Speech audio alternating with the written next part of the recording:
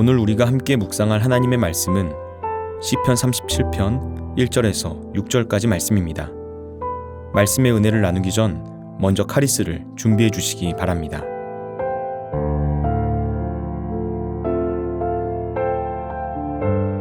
악을 행하는 자들 때문에 불평하지 말며 불의를 행하는 자들을 시기하지 말지어다. 그들은 풀과 같이 속히 배임을 당할 것이며 푸른 채소같이 쇠잔할 것이미로다. 여호와를 의뢰하고 선을 행하라. 악에 머무는 동안 그의 성실을 먹을거리로 삼을지어다. 또 여호와를 기뻐하라. 그가 내 마음의 소원을 내게 이루어 주시리로다. 내 길을 여호와께 맡기라. 그를 의지하면 그가 이루시고 내 의를 빛같이 나타내시며 내 공의를 정오의 빛같이 하시리로다. 아멘.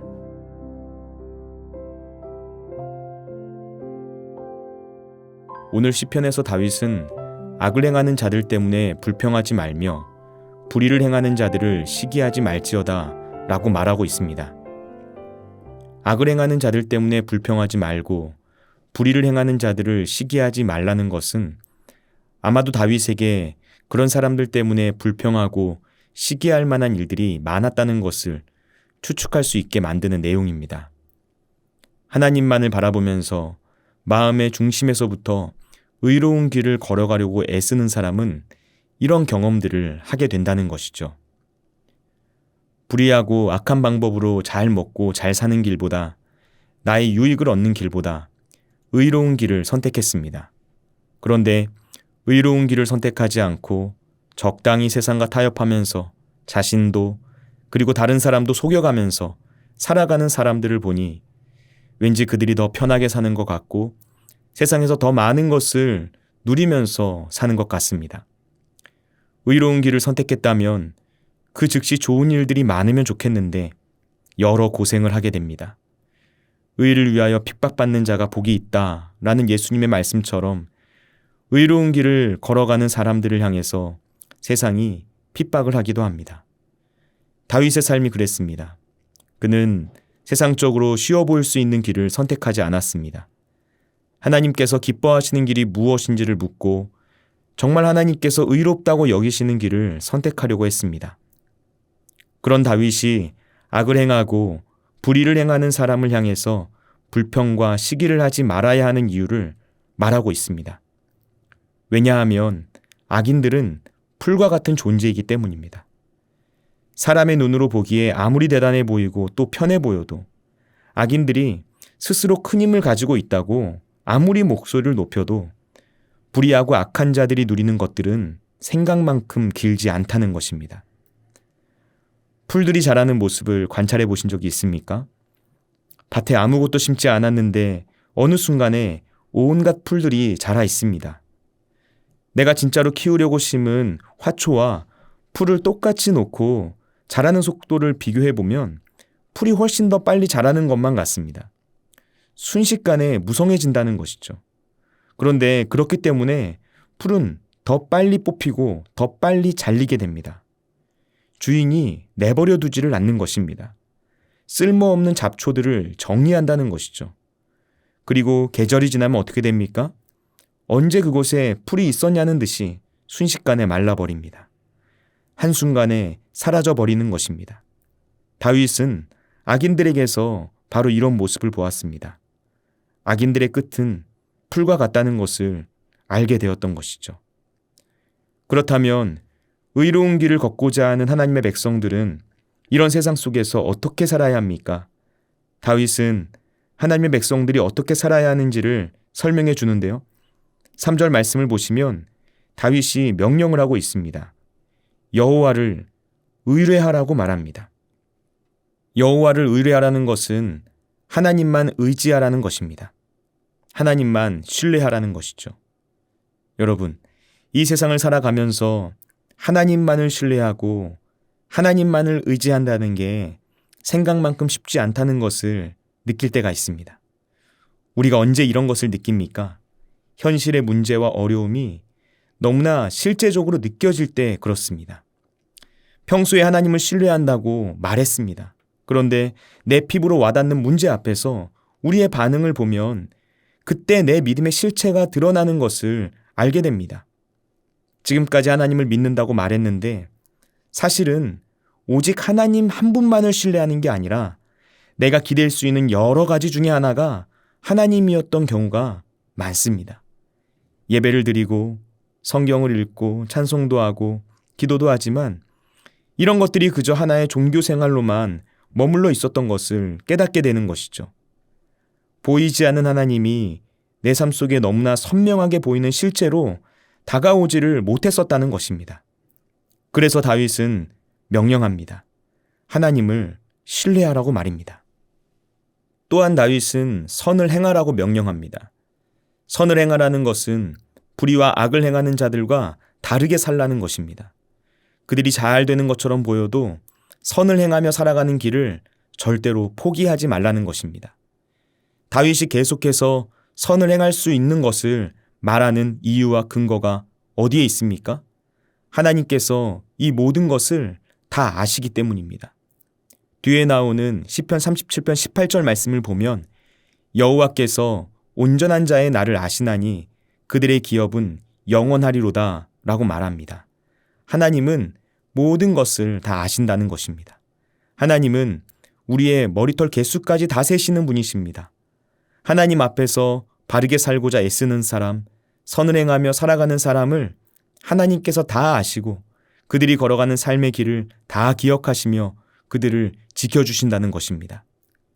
3절에서 땅에 머무는 동안 그의 성실을 먹을거리로 삼는다 라고 말하는 것은 하나님께서 마음과 정성을 다하여 심어주신 삶의 자리에서 매 순간 신실하게 살아가는 것을 의미합니다.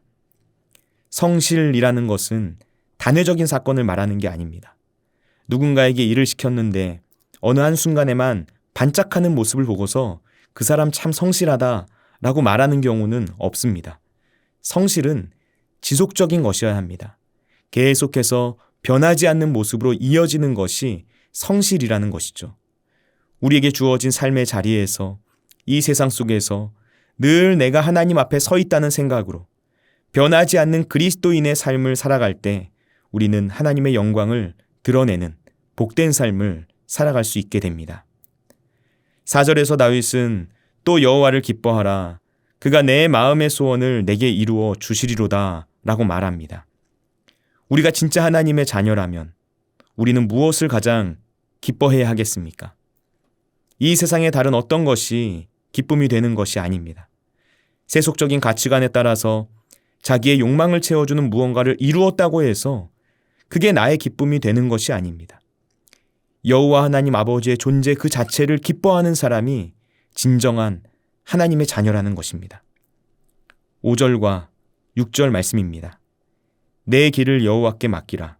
그를 의지하면 그가 이루시고 내 의를 빛같이 나타내시며 내 공의를 정오의 빛같이 하시리로다. 우리는 하나님께서 나를 기억해 주시고 내 인생의 걸음을 인도해 주시기를 원합니다. 하지만 자신을 온전히 하나님께 맡기려고 하지는 않습니다. 우리를 향한 하나님의 뜻이 어떻게 이루어집니까? 하나님께서 분명하게 말씀하셨습니다. 우리의 길을 여호와께 맡기면 이루어 주신다는 것입니다. 하나님께 맡기면 하나님의 영광의 빛이 우리를 통하여 드러나게 된다는 것입니다. 그런데 우리는 어떻습니까? 우리의 문제는 먼저 하나님께서 우리에게 나타내 주시면 그러면 주님께 맡겨보겠다는 식으로 고집을 부린다는 것입니다. 그래서 오랫동안 신앙생활을 하지만 하나님께 나 자신을 온전히 맡기지 못한 채 살아갈 때가 참 많습니다. 하나님께 맡기시기 바랍니다. 그러면 하나님께서 책임져 주십니다. 이 사실을 꼭 기억하시길 바랍니다. 하나님을 의지하지 않는 삶, 하나님께 자신의 모든 것을 맡기지 않는 사람은 의인이 아닙니다. 하나님을 의지하지 않고 내 삶의 주인이 자기 자신이라는 듯이 살아가는 사람은 악인에 가까울 것입니다. 오늘 말씀은 악인은 풀과 같아서 절대로 오래가지 못한다는 사실을 분명히 말해줍니다. 아무리 대단해 보이고 아무리 많은 것을 가지고 있는 것처럼 보여도 그것이 이 땅에 속한 것에 불과하다면 결국 사라질 수밖에 없는 유한한 것들입니다. 이 진리를 기억하면서 모든 것을 하나님께 맡기며 하나님만 의지하며 살아갈 수 있는 사람이 진정 지혜로운 사람입니다. 기도하겠습니다. 우리를 사랑하시는 하나님 아버지, 이 땅에서 악인의 형통함을 바라보며 불평하고 시기하며 살아가지 않을 수 있도록 인도하여 주옵소서.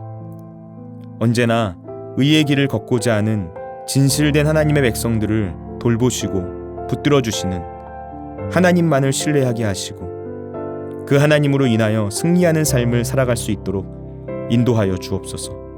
주님, 우리에게 하나님만 믿고 의지하며 살아갈 수 있는 힘과 능력을 더하여 주옵소서. 하나님께 모든 것을 맡겨드리길 원합니다.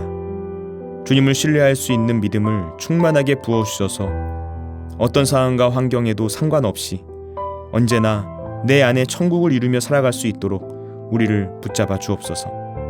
오늘도 우리와 함께 하시는 예수님의 이름으로 기도드립니다. 아멘. 하늘에 계신 우리 아버지, 아버지의 이름을 거룩하게 하시며 아버지의 나라가 오게 하시며 아버지의 뜻이 하늘에서와 같이 땅에서도 이루어지게 하소서. 오늘 우리에게 일용할 양식을 주시고 우리가 우리에게 잘못한 사람을 용서하여 준 것 같이 우리 죄를 용서하여 주시고 우리를 시험에 빠지지 않게 하시고 악에서 구하소서. 나라와 권능과 영광이 영원히 아버지의 것입니다. 아멘.